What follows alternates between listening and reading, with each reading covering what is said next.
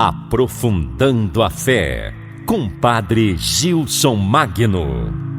Prezados irmãos, senhores radiovintes da Rádio Excelsior do Recôncavo, sou Padre Gilson Magno dos Santos. Estamos nas vigílias do Advento. O Advento é um tempo religioso, católico, preparatório ao Natal do Senhor. Mas o Advento tem duas vertentes. Celebramos a preparação da primeira vinda do Senhor Jesus, quando ele nasceu na gruta em Belém, da Virgem Maria. Mas também celebramos o Advento futuro. O Senhor prometeu que ele retornaria em poder e glória.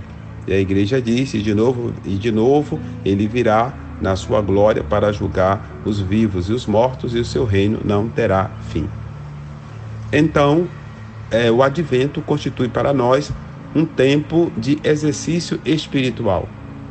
E hoje eu gostaria de meditar a respeito da imensidade do amor divino. No Evangelho de João, capítulo 3, versículo 16, o Senhor Jesus nos diz: porque Deus amou de tal modo o mundo, que ele deu o seu Filho unigênito, para que todo o que crê nele não pereça, mas tenha a vida eterna.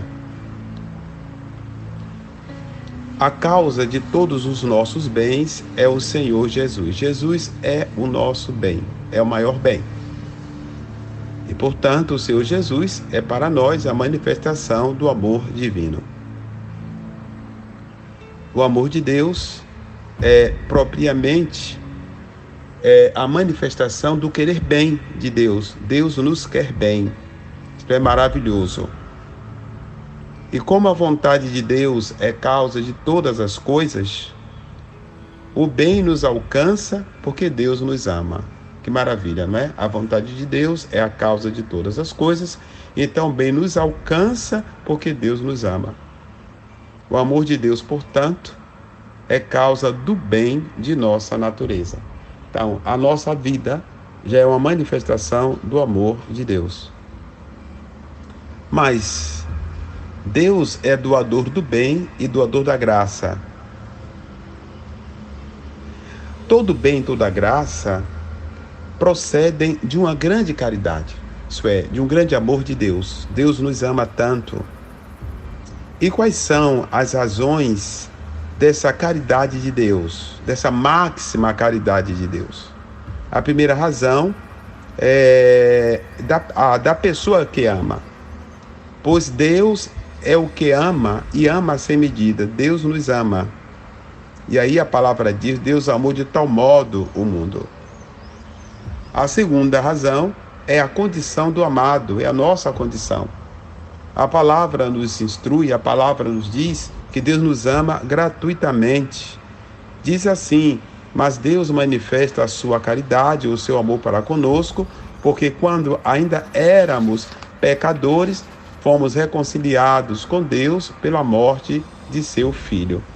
Está em Romanos 5, 8 a 10. Então, nós somos, na verdade,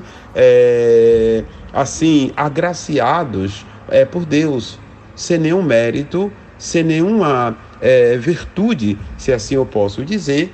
Deus manifesta o seu amor, Deus nos ama. A terceira razão é pela grandeza dos dons.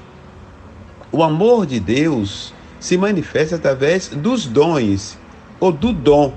E o dom maior do amor de Deus é nosso Senhor Jesus Cristo. Não é algo material, não é uma coisa passageira, não é algo que é momentâneo. O dom de Deus é eterno, é eterno. Jesus é o grande dom de Deus, queridos irmãos. Jesus, a sua cruz, a sua vida, o seu amor, a sua palavra, a sua igreja, o seu sacramento, é o dom de Deus. Consideremos, portanto, a grandeza do dom de Deus. Consideremos nosso Senhor Jesus Cristo, queridos irmãos. Deus nos deu o dom máximo. Deus nos deu Deus, ele mesmo se ofereceu. Pois nos dando o seu Filho, nosso Senhor Jesus Cristo, Deus deu tudo aquilo que Ele é. Deus não nos deu metade de si. Deus nos deu tudo.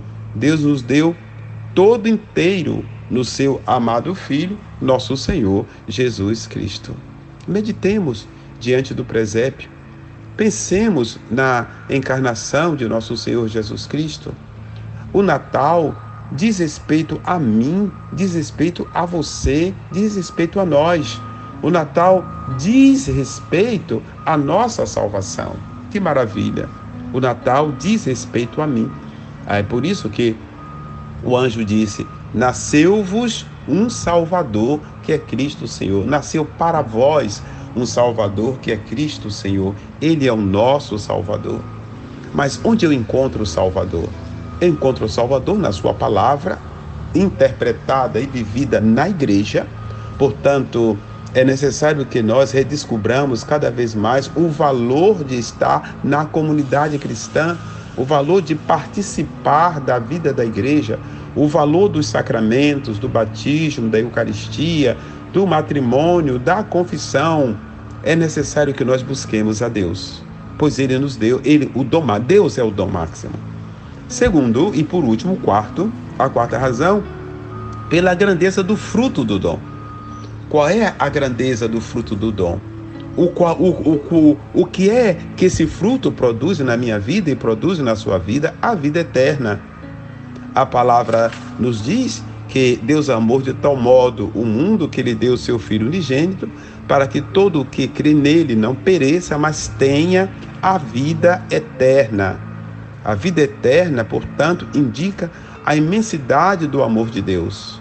Deus, ao dar a vida eterna, Deus dá a si mesmo à humanidade, pois a vida eterna não é outra coisa que gozar de Deus, que é gozar de Deus. Não pensemos, queridos irmãos, que a vida eterna é gozar dos bens materiais. Os bens materiais têm a sua importância, mas não representam tudo. Os bens não representam tudo.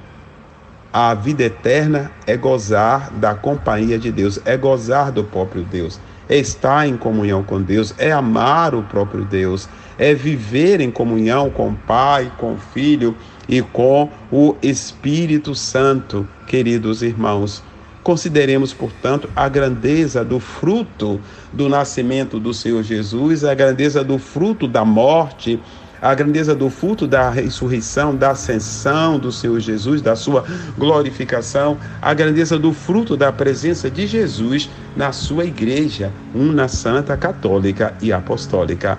Bom advento para todos, Padre Gilson Magno dos Santos. Você ouviu na Excelsior Recôncavo, num oferecimento do Clube do Ouvinte, Aprofundando a Fé, com Padre Gilson Magno.